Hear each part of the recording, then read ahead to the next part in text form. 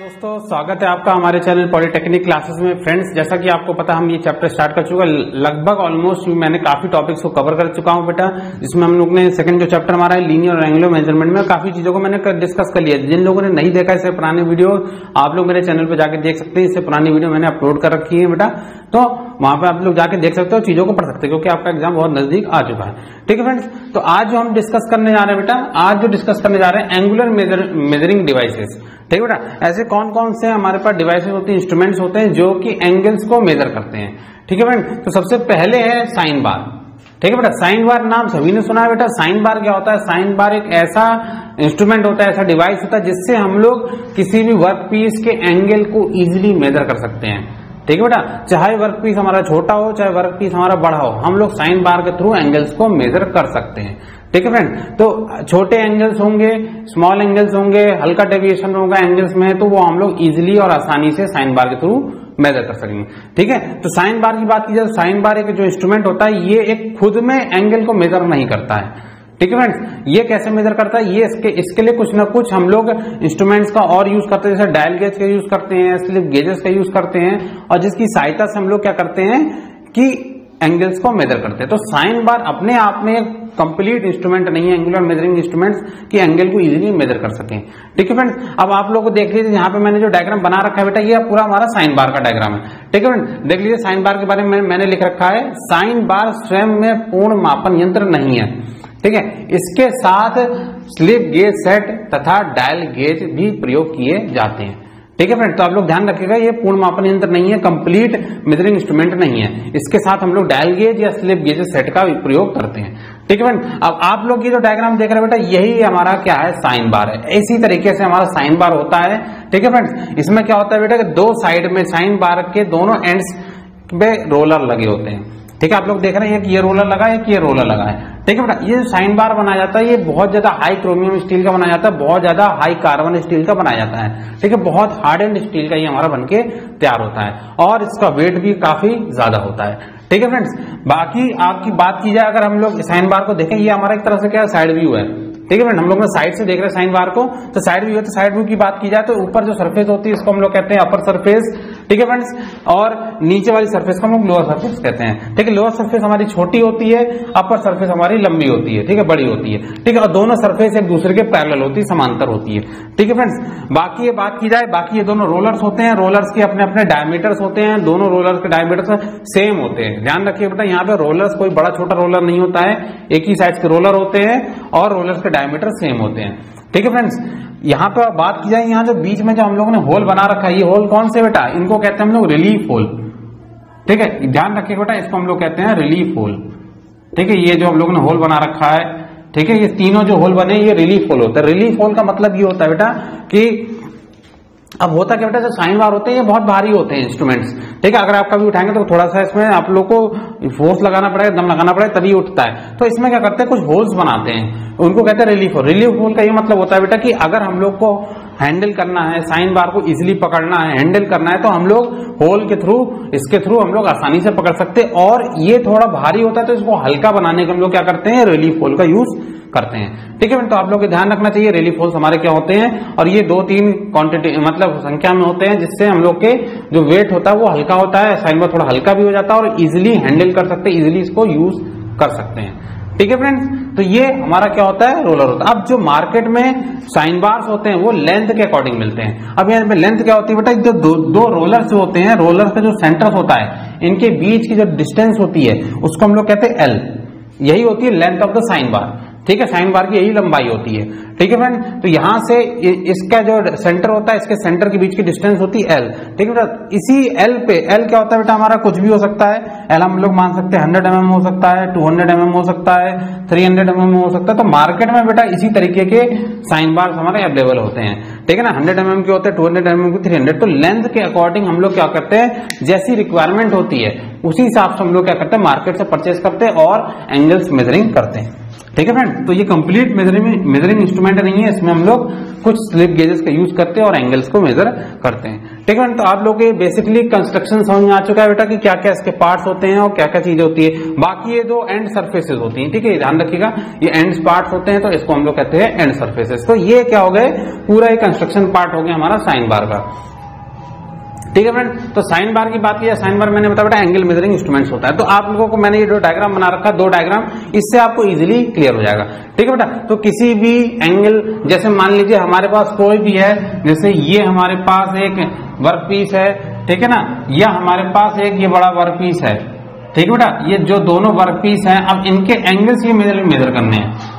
ठीक है ना, ये एंगल हमें पता है बेटा ये 90 डिग्री है, तो सबको पता है 90 डिग्री है, लेकिन अगर ये एंगल हमने मेजर करना है कि भाई ये एंगल कितना है, ठीक है फ्रेंड, तो अगर हम लोग को ये एंगल मेजर करना है तो इसको भी हम लोग कैसे मेजर कर सकते हैं, साइन बार के थ्रू हम लोग इजिली मेजर कर सकते हैं। ठीक है फ्रेंड। अब देखिए इसको जो मेजर किया जाएगा वो हम लोग कैसे मेजर करते हैं, हम लोग देखते हैं बेटा, अगर हम लोग को एंगल को मेजर करना है, इस एंगल को हम लोग क्या करते हैं बेटा, साइन बार के ऊपर लगाते हैं। सबसे पहली बात होती है कि साइन बार को हम लोग सरफेस प्लेट के ऊपर रख देते हैं। ठीक है फ्रेंड, साइन बार को सरफेस प्लेट के ऊपर रखते हैं और उसके ऊपर हम लोग रखते हैं ये वर्क पीस। यहाँ पे आप लोग देख रहे हैं ये हमारा क्या है, ये हमारा है वर्क पीस। इस वर्क पीस को हम लोग यहाँ पर रख देते हैं। अब इसके ऊपर हम लोग साइन बार, मींस जो वर्क पीस की सरफेस है और साइन बार की जो सरफेस है वो पूरी तरीके से एक दूसरे के साथ कॉन्साइड होना चाहिए। ठीक है फ्रेंड। तो जब ये कॉन्साइड हो जाती है तो साइन बार किसी एंगल पे क्या हो जाएगा, टिल्ट हो जाएगा। ऑब्वियस सी बात है कि जब हमारा वर्क पीस रखा होगा तो कुछ एंगल पे टिल्ट हो जाएगा। अब यहाँ पर एंगल पे टिल्ट होगा तो हम लोग क्या यूज करेंगे, गेज ब्लॉक या करेंगे, स्लिप गेजेस का यूज करेंगे। ठीक है फ्रेंड्स। तो स्लिप गेजेस की अपनी अपनी एक फिक्स्ड डायमेंशन होती है। ठीक है बेटा, स्लिप गेजेस की अपनी एक फिक्स्ड डायमेंशन होती है, फिक्स्ड वैल्यू होती है। यहाँ पे 1, 2, 3 और 4 आप देख रहे हैं बेटा, ये 1, 2, 3, 4, तो 4 स्लिप गेजेस का प्रयोग किया गया है और हाइट को मेंटेन किया गया है। ठीक है फ्रेंड्स। अगर हम लोग इसकी बात की जाए, साइन बार की बात की जाए, तो साइन बार क्या होता है बेटा, हमेशा ट्रिग्नोमेट्रिक रेशियो में या ट्रिग्नोमेट्री के प्रिंसिपल पे वर्क करता है। जैसे हम लोग बात की जाए बेटा कि अगर जैसे हम लोग कह रहे हैं कि ये कोई सिंपल वर्क पीस है, इस टाइप का वर्क पीस है, ठीक है बेटा, मान लीजिए ट्रायंगल टाइप का ये वर्क पीस है, हमारा त्रिभुज वर्क पीस है, इस एंगल को हमें मेजर करना है। ठीक है बेटा, ये थीटा एंगल को हम लोग को मेजर करना है। अब थीटा एंगल को मेजर करने का तरीका होता है बेटा कि अगर हम लोग को ये हाइट पता है, ठीक है बेटा, और ये लेंथ पता है, ठीक है, तो हम लोग इजीली हम लोग क्या कर सकते हैं, एंगल मेजर कर सकते हैं। ये लंब है, ये कर्ण है हमारा, ठीक है ना बेटा, ये परपेंडिकुलर है, हमारा हाइपोटेन्यूज है। तो साइन थीटा क्या होता है बेटा, परपेंडिकुलर हाइपोटेन्यूज h/l। ठीक है, इजीली आपको पता है ट्रिग्नोमेट्री का रेशियो होता है साइन थीटा बराबर h/l, और h/l तो थीटा बराबर हो जाएगा साइन इनवर्स h/l। तो इस तरीके से ट्रिग्नोमेट्रिक प्रिंसिपल का यूज करके हम लोग क्या कर सकते हैं, एंगल का मेजर कर सकते हैं। तो यही प्रिंसिपल का यूज किया जाएगा पूरे साइन बार में। ठीक है, तो ये बहुत इजी चीज थी बेटा, ये तो आप लोगों को सबको आता है, ट्रिग्नोमेट्री में आप लोगों ने पढ़ रखा है ये सब चीजें। ठीक है फ्रेंड, तो चलिए आगे चलते हैं। तो इसी तरीके से हम लोग क्या करते हैं, यहाँ पे मेजर करते हैं। ये जैसे डॉटेड लाइन हम लोग अगर बना दें यहाँ पे, ठीक है, जैसे अगर हम लोग यहाँ पे डॉटेड लाइन बना दे ये, और ये एंगल हमें मेजर करना है बेटा, ठीक है, तो ये एंगल कैसे मेजर करेंगे। अब ये जो गेजेस ब्लॉक है ये फिक्स डायमेंशंस के होते हैं, इसके डायमेंशंस हमें पहले से पता होते हैं। तो चारों गेज ब्लॉक के डायमेंशंस को हम लोग जोड़ लेंगे तो एक हमें हाइट मिल जाएगी। तो एच जो है हमें ये पता चल जाएगा, ठीक है। और ये जो स्लिप गेज है इसकी लेंथ हमें वैसे ही पता है बेटा, स्लिप गेज कह रहा हूं, साइन बार है बेटा, इसकी लेंथ हमें पहले से पता है। तो साइन थीटा क्या हो जाएगा बेटा, h/l। ठीक है, h/l का रेशियो निकाल लेंगे, जो h की वैल्यू होगी गेजेस ब्लॉक की लेंथ को देख के निकाल लेंगे। l हमें पता है भाई, जो गेज जो साइन बार है उसकी फिक्स लेंथ है, तो थीटा कितना हो जाएगा, साइन बराबर साइन इनवर्स h/l। तो इस तरीके से हमारा क्या हो जाएगा, एंगल निकल जाएगा। तो ये जो एंगल निकलेगा यही वर्क पीस का हमारा एंगल होगा। ठीक है फ्रेंड, तो इस तरीके से जब हमारे ये छोटे वर्क पीस हैं, ठीक है बेटा, छोटे छोटे वर्क पीस हैं, इनको हम लोग इजिली इस तरीके से मेजर कर सकते हैं। ठीक है फ्रेंड, तो ये अगर आपसे कभी पूछ लिया जाए एग्जाम में कि भाई एप्लीकेशंस क्या होते हैं, क्या उपयोग होते हैं साइन बार के, तो ये आप सिंपल ये चीज का साइन थीटा कैलकुलेट कर सकते हैं और एंगल्स को इजीली मेजर कर सकते हैं। ठीक फ्रेंड, तो किसी छोटे वर्क पीस को, छोटे कार्यखंड के एंगल्स को मेजर करने के लिए हम लोग इस तरीके से यूज कर सकते हैं। अब मान लीजिए बेटा छोटा एंगल है, ठीक है, छोटा एंगल कह रहा हूं, छोटा वर्क पीस है, अब हमारे पास बड़ा वर्क पीस है, ठीक है। अब बड़ा वर्क पीस होगा तो बड़ा वर्क पीस के एंगल को कैसे मेजर करेंगे, ऐसा तो नहीं है बेटा कि हम लोग बीच में रख लेंगे बड़े वर्क पीस को, ठीक है ना। अगर वर्क पीस की लेंथ हमारी साइन बार की लेंथ से ज्यादा हुई तो क्या होगा बेटा, हम लोग नहीं मेजर कर पाएंगे। ठीक है फ्रेंड, तो उस केस में हम लोग क्या करते हैं, दूसरा इंस्ट्रूमेंट हम लोग यूज करते हैं। उसमें हम लोग यूज करते हैं dial gauges, vernier height gauges. जैसे आप लोग देख रहे हैं नीचे जो डायग्राम बना रखा है बेटा, ये हम लोग ने बड़े वर्क पीस का बना रखा है, बिग वर्क पीस है जिसकी लेंथ काफी ज्यादा है। ठीक है फ्रेंड, तो उस केस में हम लोग क्या कर रहे हैं कि ये चीज का यूज कर रहे हैं। ठीक है फ्रेंड, तो अब इसमें क्या यूज करते हैं हम लोग, वर्नियर हाइट गेज। आप देख रहे हैं ये जो बड़ी सी स्केल लगी है और इधर भी जो लगी स्केल, ये क्या मानी, वर्नियर हाइट गेज है। ठीक है फ्रेंड, वर्नियर हाइट गेज का यूज यहाँ पे किया जाता है। अब यहाँ पे बड़ा वर्क पीस है, आप लोग देख रहे हैं इसके साइज में बहुत ज्यादा डिफरेंस है। तो ये बड़ा वर्क पीस, अब इसमें हम लोग कैसे एंगल मेजर करेंगे। अब इस वर्क पीस के ऊपर हम लोग जो साइन बार है उसको हम लोग उल्टा रख देंगे। ठीक है ना बेटा, उसका जो हेड सरफेस है टॉप सरफेस बॉटम आ जाएगा, बॉटम सरफेस हमारा ऊपर आ जाएगा। ठीक है फ्रेंड, तो यहाँ पे क्या कर रहे हैं हम लोग, इसको उल्टा रख रहे हैं। आप देखेंगे रोलर ऊपर है और जो टॉप सरफेस है वो हमारी कैसी नीचे है, तो इस तरीके से रख देंगे और वर्नियर हाइट गेज से एक डायल इंडिकेटर को कनेक्ट कर देंगे और डायल इंडिकेटर हमारा सीधे एक रोलर से कनेक्ट हो जाएगा इधर, और इधर हमारा जो डायल इंडिकेटर है इधर से हम लोग क्या करेंगे, डायरेक्टली कनेक्ट कर देंगे। ठीक है फ्रेंड, अब क्या होगा बेटा, यहां पर क्या करेंगे, इसको एडजस्ट कराएंगे वर्नियर हाइट गेज में, इसको मूव कराएंगे। जहां पर डायल इंडिकेटर की रीडिंग 0 आएगी वहां पर इसको हम लोग एडजस्ट कराएंगे, तो यहाँ पे एडजस्ट होगा रोलर के साथ। तो जब ये डायल इंडिकेटर की रीडिंग जहां पे 0 आएगी वहां पर हम लोग क्या करेंगे, इसको रोक देंगे। ठीक है फ्रेंड्स, तो वहां उसकी वैल्यू आ जाएगी, फिक्स्ड वैल्यू। जैसे मान लो हम लोग ने यहीं पे रोक दिया तो यहां से क्या होगी, ये हाइट हमें पता चल जाएगी। ठीक है ना, इसको हम लोग क्या करेंगे, R2 डिनोट कर लेंगे। ठीक है फ्रेंड, कि भाई यहां से यहां तक की हाइट हमारी R2 आ गई।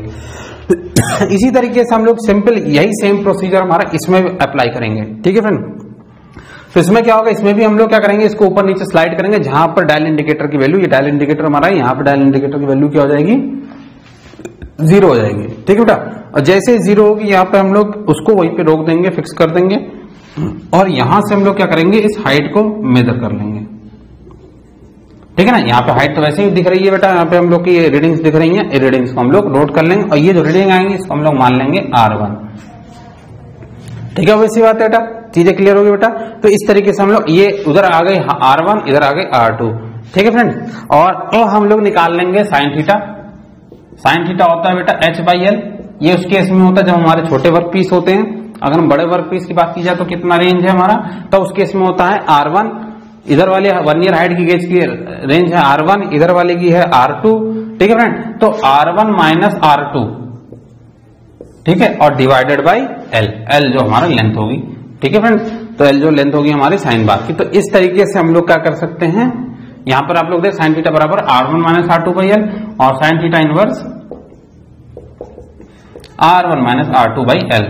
तो इस तरीके से हम लोग क्या कर सकते हैं बेटा, कि एंगल्स को इजीली मेजर कर सकते हैं। तो जब भी हमें बड़े वर्क पीस को मेजर करना होता है तो वहां पे हम लोग यूज करते हैं vernier height gauges, dial indicators का यूज करके हम लोग इजीली मेजर कर सकते हैं। और जब छोटे वर्क पीस होते हैं तो हम लोग इस तरीके से मेजर कर सकते हैं। ठीक है फ्रेंड, तो ये चीज आप लोगों को बेटा क्लियर हो गई होगी, काफी चीजें साइन बार के बारे में कि किस तरीके से एंगल को मेजर किया जाता है और क्या क्या चीज का यूज किया जाता है और उससे हम लोग एंगल्स को इजीली मेजर कर सकते हैं। ठीक है फ्रेंड, अब बेटा क्या होता है कि अगर साइन बार की बात की जाए तो साइन बार तो एंगल मेजर करता ही बेटा, लेकिन इसकी कुछ ना कुछ लिमिटेशंस होती हैं, कुछ ना कुछ सीमाएं होती हैं जिसके अंतर्गत ही क्या कर सकते हैं हम लोग कि जो साइन बार है वो ही यूज किया जाता है। ऐसा नहीं होगा कि हम लोग के डिफरेंट एंगल्स पे इजीली मेजर कर सकते हैं साइन बार। साइन बार की अपनी लिमिटेशंस होती हैं।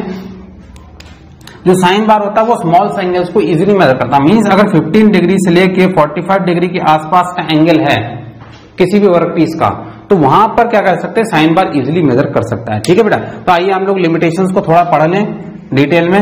मैंने आप लोगों को लिख रखा है साइन बार की लिमिटेशंस की बात की जाए तो, अगर साइन बार की लिमिटेशंस की बात की जाए तो साइन बार क्या होता है, 15 डिग्री के कोण मापन में विश्वसनीय परिणाम देता है। तो आप लोग ध्यान रखिएगा बेटा, साइन बार जो होता है 15 डिग्री तक, मींस 0 से 15 के आसपास जो एंगल होता है, इस एंगल तक आसानी से और बहुत अच्छा रिजल्ट हमें देता है। तो आप लोग देख लीजिए, अगर 15 डिग्री से कम एंगल है साइन बार के तो वो रिजल्ट क्या होंगे, उतने एक्यूरेट होंगे और सही होंगे।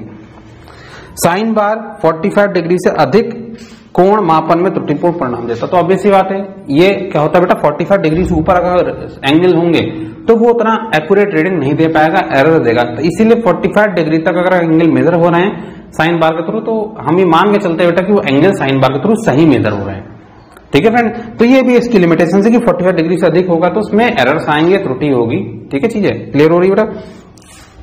तीसरा होता है बेटा साइन बार भारी होता है और इसका उपयोग करने में सावधानी की आवश्यकता होती है। अब इसी बात मैंने पहले भी बता दिया बेटा, साइन बार का जो वेट होता है बहुत ज्यादा होता है, अधिक होता है, इसका उपयोग हमें बहुत ही सेफली और इजिली हम लोग को करना चाहिए। ठीक है फ्रेंड, ये चीजें क्लियर होगी बेटा। ठीक, अब इसके बाद और नेक्स्ट पॉइंट की बात करते हैं। नेक्स्ट अगर 4 पॉइंट की बात की जाए कि अगर तापमान में कोई परिवर्तन होता है, ठीक है, तापमान में परिवर्तन होने से त्रुटि हो सकती है, ये ध्यान रखिएगा बेटा। ठीक है, तापमान में अगर कोई परिवर्तन हो रहा है तो तापमान में परिवर्तन होने के कारण भी त्रुटि की संभावना हो सकती है, त्रुटि जो एरर्स है उसकी संभावना हो सकती है। तो ये भी एक लिमिटेशन है कि टेम्परेचर बहुत ज्यादा चेंज नहीं होना चाहिए। ठीक है, तो आप लोग ये चीजें क्लियर हो गई। मैंने आप लोग को सारी चीजें बता दी कि किस तरीके से साइन बार पूरा काम करता है, किस तरीके से एंगल्स को मेजर करता है। ठीक है फ्रेंड, तो यही चीजें आपके लिए एग्जाम में आने वाली है और यही आपके एग्जाम में पूछ जाएंगे। ठीक है फ्रेंड, तो चलिए चलते हैं नेक्स्ट क्लास में, नेक्स्ट टॉपिक्स को डिस्कस करते हैं। चलिए स्टार्ट करते हैं आगे। नेक्स्ट टॉपिक जो हम डिस्कस करने जा रहे हैं बेटा, ऑटो कॉलिमिनेटर। ठीक है फ्रेंड्स, अभी हम लोग ने डिस्कस कर लिया था बेटा साइन बार क्या होता है, अब हम लोग डिस्कस करने आए बेटा ऑटो कॉलिमिनेटर। तो ऑटो कॉलिमिनेटर क्या होता है बेटा, ये एक ऑप्टिकल इंस्ट्रूमेंट होते हैं। ठीक है बेटा, ये क्या होते हैं बेटा, एक ऑप्टिकल इंस्ट्रूमेंट होते हैं, प्रकाशीय यंत्र होते हैं जिसकी सहायता से हम लोग बहुत ही स्मॉल एंगल डेविएशन, ठीक है बेटा, बहुत कम से कम एंगल में कितना डेविएशन हो रहा है उसको मेजर करने के लिए हम लोग क्या यूज करते हैं, ये ऑटो कॉलिमिनेटर का प्रयोग करते हैं। ठीक है बेटा, आप लोग ध्यान रखें ऑटो कॉलिमिनेटर क्या होते हैं, एंगल्स को मेजर करता है, लेकिन एंगल्स जो होते हैं बहुत ही छोटे, बहुत ही प्रिसाइज एंगल्स को इजिली मेजर करने के लिए हम लोग यूज करते हैं ऑटो कॉलिमिनेटर। ऑटो कॉलिमिनेटर एक ऑप्टिकल इंस्ट्रूमेंट हमारा होता है। ठीक है फ्रेंड, तो ऑटो कॉलिमिनेटर एक प्रकाशीय यंत्र उपकरण है जिसकी सहायता से सूक्ष्म कोण का मापन किया जाता है। अब देखो बेटा ये क्या होता है, ये ऑप्टिकल प्रिंसिपल में वर्क करता है। ठीक है फ्रेंड, जैसे अगर हम लोग बात की जाए, हमारे पास कोई भी लाइट सोर्स है, जैसे आप लोग मान लीजिए ये हमारे पास लाइट सोर्स है, इस लाइट सोर्स से लाइट निकली। ठीक है फ्रेंड्स, सामने हमारा क्या लगा है, मिरर लगा है, कोई भी हमारे पास शीशा लगा है या मिरर लगा है। ठीक है बेटा, ये हमारे पास क्या है, मिरर लगा हुआ है।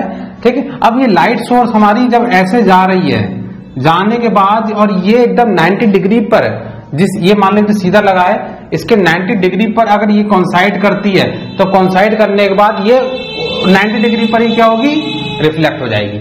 मान लीजिए अगर ये 90 डिग्री पर जा रही है तो 90 डिग्री पर ही क्या हो जाएगी, रिफ्लेक्ट हो जाएगी।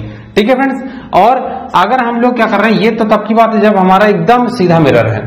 ठीक है फ्रेंड्स, और अगर दूसरी बात करें, अगर ये मिरर को हम लोग ने क्या किया है, अब ये मिरर को हम लोग ने क्या कर दिया बेटा, किसी एंगल पे टिल्ट कर दिया। मान लीजिए हम लोग ने किसी थीटा एंगल पे टिल्ट कर दिया, ये थीटा एंगल पे हम लोग ने टिल्ट कर दिया है एंगल पे। तो अब जैसे मान लीजिए अगर हमारे पास कोई ये लाइट रेज जाती हैं, ठीक है फ्रेंड्स, तो ये टकराने के बाद क्या होंगी, सीधी नहीं आएंगी बेटा, ये टकरा के किसी एंगल पे डेविएट होंगी। ठीक है, और नीचे आ जाएंगी यहाँ पे कहीं। ठीक है, ये जो एंगल पे डेविएट होंगी वो एंगल होगा 2 थीटा। ठीक है बेटा, तो ये चीज आप लोग ध्यान रखिएगा कि जब भी हमारे मिरर सीधी लगी होती है 90 डिग्री पर लाइट सोर्स, लाइट रे क्या करती है, इंसिडेंट करती है, तो 90 डिग्री पर ही रिटर्न आती है, मतलब जिस लाइन से आएगी उसी पाथ से वापस चली जाएगी।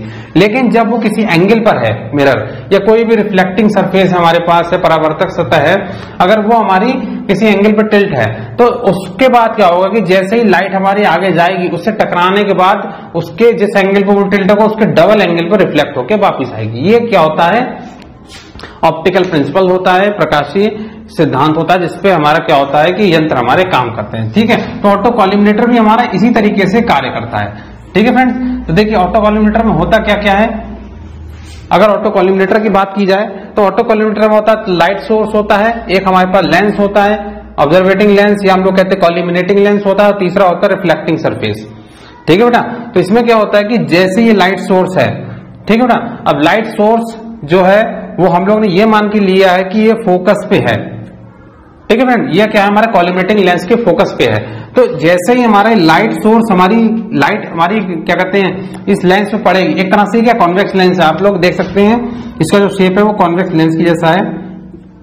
ठीक है फ्रेंड, तो अब इसमें क्या होगा कि जो हमारी इसमें क्या होगा बेटा, यहाँ पर क्या, अगर कॉन्वेक्स लेंस है तो इससे जब लाइट जाएगी तो आगे जाके क्या होगी, कन्वर्ज हो जाएगी। ठीक है बेटा, आगे जाके क्या होगी, कन्वर्ज होगी और हमारे क्या इमेज बनेगी। लेकिन इस केस में हम लोग क्या कर रहे हैं कि यहाँ पे जो लाइट सोर्स रख रहे हैं, ठीक है फ्रेंड्स। इसमें जो हम लोग लाइट सोर्स रख रहे हैं वो लाइट सोर्स कहां पे रख रहे हैं, इस लेंस के फोकस पे रख रहे हैं, ठीक है ना बेटा, इस लेंस के किसके पे रख रहे हैं, फोकस पे रख रहे हैं। तो क्या होगा बेटा, जब लाइट सोर्स हमारी फोकस से आके हमारे इंसिडेंट करेगी तो फोकस के बाद इंसिडेंट होने के बाद कहां जाती है बेटा, पैरेलल हो जाती है, ठीक है बेटा। आप लोगों ने सब प्रिंसिपल पढ़ रखे हैं बेटा कि फोकस पर होती लाइट तो पैरेलल हो जाती है और पैरेलल लाइट आ रही तो फोकस पे जाती है, ठीक है फ्रेंड्स।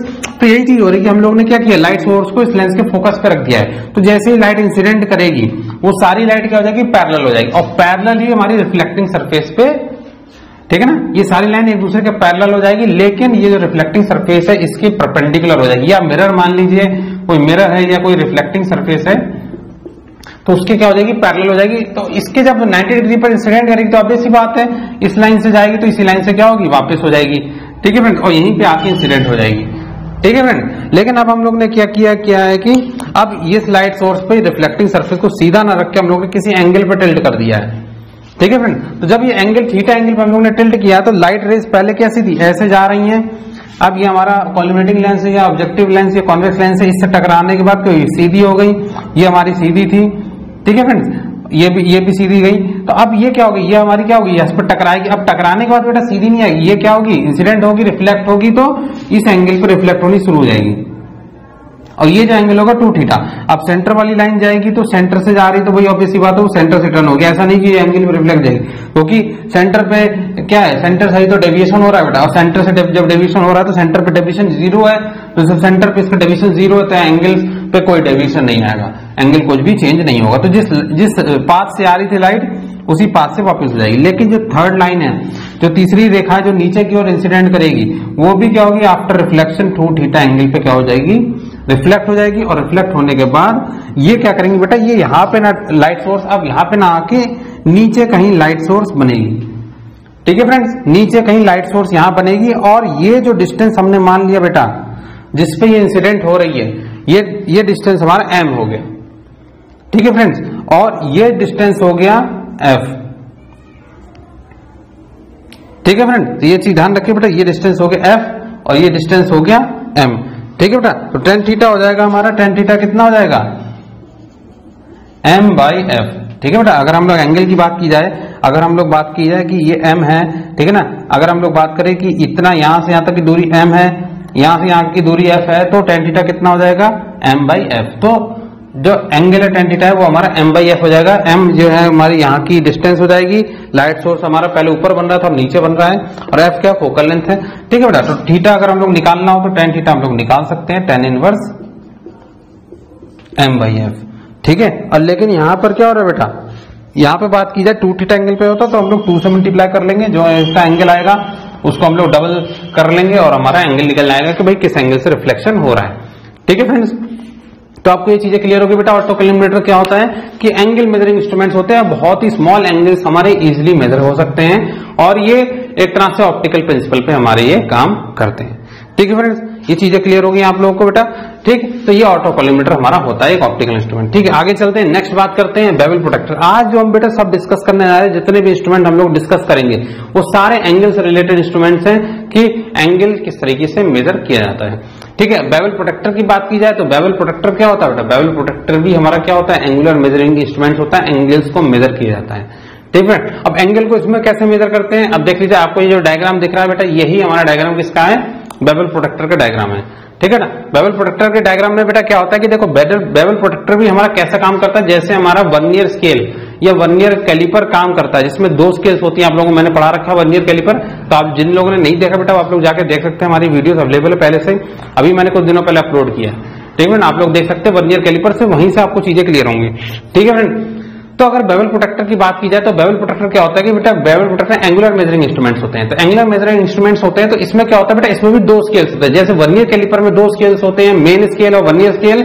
इसी तरीके से ये जो आप बाहर वाला स्केल देख रहे हैं, ये बाहर वाला स्केल हमारा क्या है, ये मेन स्केल है, ठीक है। यहाँ मैंने लिखा बेटा आप लोग को मेन स्केल है, इसके अंदर वाला जो स्केल है हमारा क्या है, वर्नियर स्केल है, ठीक है फ्रेंड्स। तो यहाँ पे 2 चीजें, मेन स्केल हमारा क्या होता है, पूरा हमारा सर्कुलर स्केल होता है, ठीक है बेटा। इसमें 0 से लेके 360 डिग्री तक की डिग्रीज होती है, एंगल्स होते हैं, ठीक है ना, जिसमें हम लोग हर एक पार्ट अगर हम लोग डिवाइड करें, अगर हम लोग पूरा सर्कल 360 डिग्री का होता है, ठीक है फ्रेंड, अगर हमारा पूरा सर्कल हमारा 360 डिग्री का होता है, तो अगर हम लोग 360 पार्ट में बांटे, ठीक है बेटा, 360 पार्ट में बांटे तो एक पार्ट क्या हो जाएगा, 1 डिग्री का हो जाएगा, मीन्स 1 पार्ट हमारा 1 डिग्री का हो जाएगा अगर 360 पार्ट में डिवाइड किया है सर्किल को। ठीक है फ्रेंड, ये चीजें क्लियर हो गई आप लोगों को बेटा। ठीक है, तो एक पार्ट 1 डिग्री के बराबर होगा, तो वही चीज हम लोग ने यहाँ पे बताई है कि भाई ये जो हमारा मेन स्केल है, मेन स्केल में हमारे 360 डिग्री है, तो एक पार्ट हमारा 1 डिग्री के बराबर होता है। ठीक है, अब यहाँ पे जो दूसरा स्केल है जो कि हमारा इसके नीचे अटैच है वर्नियर स्केल। वर्नियर स्केल में रीडिंग जो होती है आप लोग देखा 0 से 36 डिग्री, मतलब 60 तक होता है, 0 से लेकर 60 तक। अब इसमें जो डिविजन होता है आप लोग देख लीजिएगा, 1 2 3 4 5 6 7 8 9 10 11 12 डिविजन होते हैं। ध्यान रखिएगा बेटा, 12 डिविजन होते हैं हमारे राइट साइड में, और सेम ही इधर ही 12 डिवीजन होंगे, 3 4 5 6 आप लोग गिन लीजिएगा बेटा, टोटल कैलकुलेट कर लीजिएगा, इधर भी 12 हमारे डिविजन होंगे। ठीक है फ्रेंड्स, ऊपर आप लोग देख लीजिएगा। ठीक है, बाकी और बात ये चीज आगे डिस्कस करेंगे। ठीक है बेटा, वर्नियर स्केल हो गई, मेन स्केल होगी, इसको डिवीजन को बाद में डिस्कस करेंगे और पार्ट्स को डिस्कस कर लेते हैं। ठीक है बेटा, यहाँ पे सेंटर पर लगा होता है एंगल लॉकिंग स्क्रू। ठीक है फ्रेंड्स, ठीक, एंगल लॉकिंग स्क्रू आगे डिस्कस करेंगे कि एंगल लॉकिंग स्क्रू होता क्या है। ठीक है, एंगल लॉकिंग स्क्रू पे लंबी सी बार लगी होती है, इस पे लगा होता है ब्लेड लॉकिंग स्क्रू, यहाँ पर एक ये रोटेटरी ब्लेड लगी होती है। ठीक है फ्रेंड्स, सर ये जो हमारा वर्नियर स्केल होता है, वर्नियर स्केल पे ही जहां स्केल नीचे खत्म होता है ना बेटा, उसी पे वर्नियर स्केल हमारी ये रोटेटरी ब्लेड अटैच होती है। एक तरह से स्केल ही होती है, लंबी स्केल, लेकिन इसके एंड्स कैसे होते हैं, किसी एंगल पे कटे होते हैं। ठीक है फ्रेंड्स, ये एंगल हमारा आप लोग ध्यान रखिएगा, इधर वाला एंगल 60 डिग्री का होता है, इधर वाला एंगल 45 डिग्री का होता है, ये चीज आप लोग ध्यान रखिएगा। ठीक है फ्रेंड्स, ठीक, ये हमारा पूरी लंबी स्केल होती है। इसमें बीच में आप लोग ये लाइन जो देख रहे हैं बेटा, ये लाइन मैंने आप लोगों को बना रखी है। ये लाइन क्या होती है, इस लाइन पे क्या होता है, इसी लाइन पे क्या होता है कि ये जो पूरी स्केल होती है फंसी होती है, फिक्स होती है। ठीक है बेटा, मतलब इसी लाइन के अबाउट आगे पीछे मूव करेगी या रोटेट कर सकेगी। ठीक है ना, ये हमारा ये जो हमारा ब्लेड लॉकिंग स्क्रू होता है, ब्लेड लॉकिंग स्क्रू के ऊपर ही ये लाइन लगी होती है। ठीक है ना, स्क्रू के ऊपर फिक्स होती है, और इसी ये जो स्क्रू होता है इस पूरे लाइन के ऊपर रोटेट करता है, जिसके कारण ये जो स्केल होती है घूम भी सकती है, रोटेट भी कर सकती है और आगे पीछे भी चल सकती है। ये होती है हमारी फिक्स ब्लेड, जो कि मेन स्केल। आप ध्यान रखिए बेटा, ये वाली जो रोटेटरी ब्लेड होती है ये हमारी वर्नियर स्केल वाली के साथ अटैच होती है, क्योंकि वर्नियर स्केल हमारी ऊपर लगी होती है बेवल प्रोटेक्टर में, और मेन स्केल नीचे लगी होती है, और दोनों की जो रीडिंग्स होती है एक दूसरे के साथ कोइंसाइड करती है। तो ये जो ब्लेड होती है, एक तरीके से कहा जाए ब्लेड जो होती है हमारी, ये वाली रोटेटरी ब्लेड, ये हमारी एक तरीके से वर्नियर स्केल के पास लगी होती है, और ये फिक्स ब्लेड के साथ होती है। ठीक है, तो ब्लेड लॉकिंग स्क्रू मतलब क्या होता है कि बेटा जब हम किसी एंगल पे फिक्स करते हैं, ठीक है फ्रेंड्स, जैसे मान लीजिए हम लोग को क्या कहते हैं, किसी भी कोई भी वर्क पीस है, और उस वर्क पीस को हम लोग को क्या करना है, एंगल मेजर करना है। तो हम लोग क्या करते हैं बेटा, सबसे पहली बात होती है कि जैसे मान लो कि हम लोग क्या करेंगे कि जिस वर्क पीस का एंगल मेजर करना हो, तो हम लोग इस ब्लेड को पहले आगे लाते हैं। ये ब्लेड पीछे ना बेटा, ये ब्लेड सरक के आगे आएगी, और उसके बाद यहाँ पे हम लोग क्या करेंगे, मान लीजिए हमारा वर्क पीस ऐसा है, ठीक है बेटा, तो हम लोग क्या करेंगे, इस वर्क पीस की एक सरफेस को इधर से टच कराएंगे और एक सरफेस को ब्लेड से टच कराएंगे, ब्लेड ऐसे आएगी। ठीक है फ्रेंड्स, तो जब ब्लेड ऐसे आएगी, फिक्स होगी ना बेटा, ठीक है, और तब हम लोग क्या करेंगे, यहाँ पे ब्लेड लॉकिंग स्क्रू को वहीं पर रोक देंगे। ठीक है, मतलब ब्लेड की जो सरफेस है इसके साथ अटैच होनी चाहिए। ठीक है, यहाँ पर जैसे ही अटैच होगी, देखिए बेटा लगाने का तरीका है, इधर भी लगा सकते हैं, इधर भी लगा सकते हैं। ठीक है, अगर हमारा ए एंगल पे तो इधर से नहीं लग पाएगा, तो इधर से लगेगा तो इधर से लगा लेंगे। ठीक है, इसको घुमा देंगे, ये रोटेट कर जाएगा, और उसके बाद हम लोग यहाँ पर इसको लॉक कर देंगे। ये स्क्रू लगा है ब्लेड लॉकिंग में, ब्लेड लॉक हो जाएगी, और फिर ऊपर से हम लोग क्या करेंगे, इसको लॉक कर देंगे, जिससे ये जो हमारा घूम रहा है, ठीक बेटा, ये क्या घूमता है हमारा, इसके ये इस ब्लेड के साथ घूमता है, ये वर्नियर स्केल।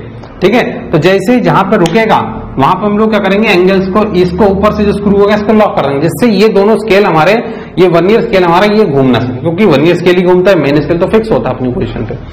ठीक है फ्रेंड्स, तो इसको फिक्स कर देंगे, उसके बाद हम लोग रीडिंग को नोट कर लेंगे। ठीक है फ्रेंड्स, क्लियर हो गया बेटा चीजें। तो ऐसी इस टाइप की कोई भी वर्क पीस होती है उसको हम लोग इजिली मेजर कर सकते हैं। ठीक है फ्रेंड, तो चीजें क्लियर हो गई आप लोग को बेटा। इधर का 60 डिग्री एंगल होता है, इधर का हमारा 45 डिग्री एंगल होता है। ठीक है फ्रेंड, अब देखिए यहाँ पे हम लोग बात कर रहे हैं, अब हम लोग फिर से स्केल्स पे आ जाते हैं।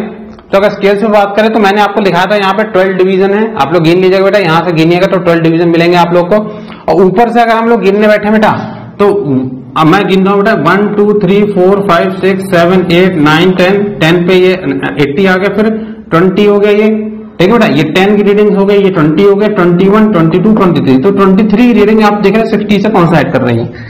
ठीक है बेटा, तो ये आपको चीजें क्लियर होगी। Means 23 reading of vernier scale, 23 reading of main scale equal to 12 reading of vernier scale. ठीक है फ्रेंड, तो आपको चीजें क्लियर होगी बेटा कि जो हमारे 23 रीडिंग है मेन स्केल की, वो किसके बराबर है? 12 रीडिंग हमारे वर्नियर स्केल के बराबर है। ठीक है फ्रेंड, ये चीजें क्लियर होगी। अब हम लोग कैलकुलेट करेंगे बेटा लीस्ट काउंट, कि हमारा जो बेवल प्रोटेक्टर होता है, इस बेवल प्रोटेक्टर का लीस्ट काउंट क्या होता है। ठीक है, तो देखिए अभी मैंने बात करी कि जो 23 डिवीजन होते हैं, 23 division on main scale is equal to 12 division on vernier scale है। ठीक है बेटा, मैंने अभी कैलकुलेट करके दिखाया, ऊपर की जो 23 रीडिंग थी इसके 12 रीडिंग के बराबर हो गई। ठीक है, और मैंने बताया था कि 1 डिवीजन ऑन मेन स्केल वो किसके बराबर हो जाएगा? 1 division on the main scale वो किसके बराबर हो जाएगा बेटा? 1 डिग्री के बराबर। अभी मैंने बताया था बेटा ये टोटल हमारा 360 डिग्री, अगर एक की बात की जाए तो 1 डिग्री के बराबर होगा। ठीक है, अब हम बात कर रहे हैं 1 डिवीजन ऑन वर्नियर स्केल। ठीक है बेटा, अब हमें यह नहीं पता कि भाई 1 डिवीजन कितना होगा। ठीक है बेटा, 1 डिवीजन मेन स्केल पे 1 डिग्री था, अब हमें इसे कैलकुलेट करना पड़ेगा। अब देखिए यहां पे हम लोग को ये पता है बेटा कि 23 डिवीजन हमारा किसके बराबर है? 12 division on the vernier scale. ठीक है, मतलब 12 जो डिवीजन है वर्नियर के वो किसके बराबर है? 23 मेन स्केल के। तो अगर एक डिवीजन बात की जाए तो कितना हो जाएगा? 23/12। अब ऐसी बात है बेटा, चीजें क्लियर हो रही हैं आप लोगों को। ठीक है, तो यहां पर क्या होगा बेटा? 1 डिवीजन वर्नियर स्केल पे कितना हो जाएगा? 23/12 डिग्री। ठीक बेटा, ये चीजें क्लियर हो गई आप लोगों को। ठीक है, 1 डिवीजन वर्नियर स्केल पे इतना हो जाएगा। अब इसको हम लोग भाई मिनट में कैलकुलेट कर लेंगे। ये ऑब्वियसली बात है, ये 60 मिनट आ रहा है। ठीक है बेटा, ये 60 मिनट आ रहा है, ये इसको मिनट में कैलकुलेट कर लेंगे तो 23 इंटू 60/12। ठीक है बेटा, ये कितना आ जाएगा आप लोग कैलकुलेट कर लीजिएगा। ठीक है, ये आएगा 155 मिनट। ठीक है, कैलकुलेट कर लीजिएगा बेटा, ये आएगा हमारा 155 मिनट। ठीक है, मतलब आप लोग देख लीजिए, यहाँ 12 पंजे 60, ठीक है, 5 ये 15 1 और 5 दूनी 10 सॉरी 115 मिनट सॉरी। ठीक है फ्रेंड, 115 मिनट हमारा आएगा। ठीक है, ये चीजें क्लियर हो गई बेटा। ठीक, अब हमें निकालना है लीस्ट काउंट। तो हम लोग ने निकाल लिया बेटा 1 division on the vernier scale कितना आ गया? 115 मिनट। ठीक है बेटा, और ऐसे लिख लेते बेटा, ये सिंपल रहेगा हमारा। ठीक है, और 1 division on the main scale 60 minute. अब हम लोग निकालेंगे बेटा लीस्ट काउंट। लीस्ट काउंट की बात की जाए, लीस्ट काउंट क्या होगा हमारा? बेवल प्रोटेक्टर का 2 divisions, 2 main scale division, main scale reading -1 vernier scale reading. अब बेटा हम लोग ने 2 क्योंकि हम लोग जब वर्नियर कैलिपर में बात करते थे तो main scale reading 1 division 1 reading on main scale -1 division या 1 रीडिंग ऑन वर्नियर स्केल। ठीक है, यहां पे हम लोग 2 क्यों ले रहे हैं? क्योंकि आप लोग देख रहे हैं बेटा एक डिवीजन हमारे मेन स्केल पे कितना है? 1 डिग्री के बराबर है, ये 60 मिनट के बराबर है। ठीक है, 1 डिवीजन हमारा वर्नियर स्केल पे कितना है? 115 मिनट। तो आप लोग देख रहे हैं 115 मिनट है, यहाँ पे 60 मिनट। मीन्स अगर हम लोग को निकालना है तो हमें क्या करना है? मेन स्केल की वैल्यू को बढ़ाना पड़ेगा, क्योंकि मेन स्केल की रीडिंग ज्यादा होती है। तो इसलिए हम लोगों ने क्या किया? 2 किया है, जिससे हमारी जो रीडिंग है वो अप्रोक्सीमेटली सेम हो जाए। ठीक है बेटा, तो ये हो जाएगा बेटा 2, ठीक है, 2 इंटू कितना हो जाएगा बेटा? 1 डिग्री ले लो या 60 मिनट ले लो। तो हम चलिए, हम लोग कोई बात नहीं, हम लोग 60 मिनट ले रहे हैं। ठीक है, माइनस कितना हो गया बेटा? इसमें ले लो 1 वर्नियर स्केल रीडिंग कितना? 115 मिनट। ठीक है, ये कितना हो गया बेटा? 120 मिनट माइनस 115 मिनट मीन्स हो गया हमारा 5 मिनट। तो आप लोग ध्यान रखिएगा बेटा, जो लीस्ट काउंट होता है बेवल प्रोटेक्टर का वो कितना होता है हमारा? 5 मिनट होता है। ठीक है, अब सिंपल देख लीजिए बेटा, कैलकुलेट करने का तरीका यहां पर है। देख लीजिए यहां पर कितना है बेटा? यहां से यहां तक टोटल रीडिंग कितनी है? 12 रीडिंग्स है, और टोटल हमारे पास कितना है? 60 है। तो 60/12 एक डिवीजन कितना आ गया? अगर एक डिवीजन निकालना है, यहाँ पे टोटल हमारे कितने 12 डिवीजन है। एक डिवीजन की बात की जाए टोटल 60 है, 60/12 कितना हो गया? 5 मिनट हो गए, ठीक है ना। कैलकुलेटर तरीका ये है, लेकिन हम लोग ने आप लोग को पूरा ड्राइव करके दिखाया मैंने, जिससे आपको चीजें क्लियर हो जाएं कि यहाँ पे जो रीडिंग आएगी वो हमारी कितनी आएगी। ठीक है फ्रेंड्स, ये चीजें आप लोगों को क्लियर हो गई है। ठीक है, तो इस तरीके से हमारा क्या होता है, तो बेवल प्रोटेक्टर का लीस्ट काउंट हमारा कितना इतना होता है। ठीक है फ्रेंड, और अगर रीडिंग की बात की जाए बेटा कि अगर रीडिंग क्या होगी इसमें, तो रीडिंग देख लीजिए बेटा, रीडिंग कैसे निकालेंगे।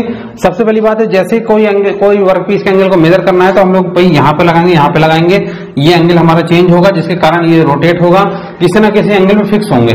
ठीक ना, तो हम लोग को ये देखना है कि जीरो जो वर्नियर स्केल है वो कहां पर कॉन्साइड कर रहा है। ठीक है बेटा, जैसे यहां पर हम लोग को क्या है, 90 पे कॉन्साइड कर रहा है। ठीक है फ्रेंड, तो 90 पे कॉन्साइड कर रहा है, तो 90 डिग्री हो गया हमारा। ठीक है, 90 डिग्री होगी, यहाँ पे 0 पे 90 डिग्री कॉन्साइड कर रहा है।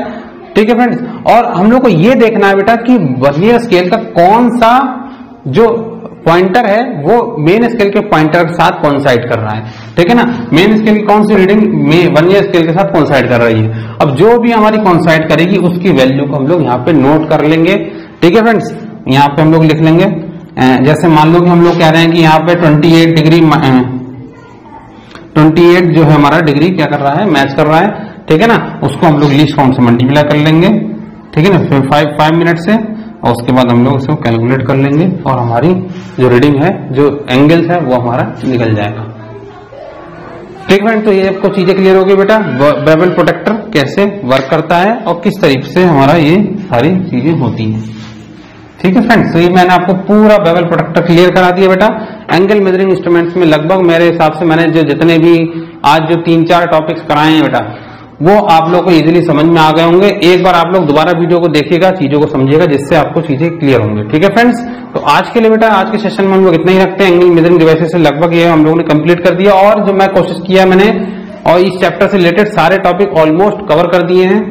ठीक है फ्रेंड्स, लगभग सारे टॉपिक हमारे कवर हो गए हैं। ठीक है ना, आप जिन लोगों ने इस चैप्टर से रिलेटेड कोई भी चीज नहीं देखी, आप लोग पुराने वीडियोस को देख सकते हैं और इजीली चीजों को कवर कर सकते हैं। ठीक है फ्रेंड्स, तो आज के लिए इतना ही रखते हैं। मिलते हैं नेक्स्ट क्लास में नए सेशन के साथ, एक न्यू क्लास के साथ। ठीक है friends, okay, thank you friends.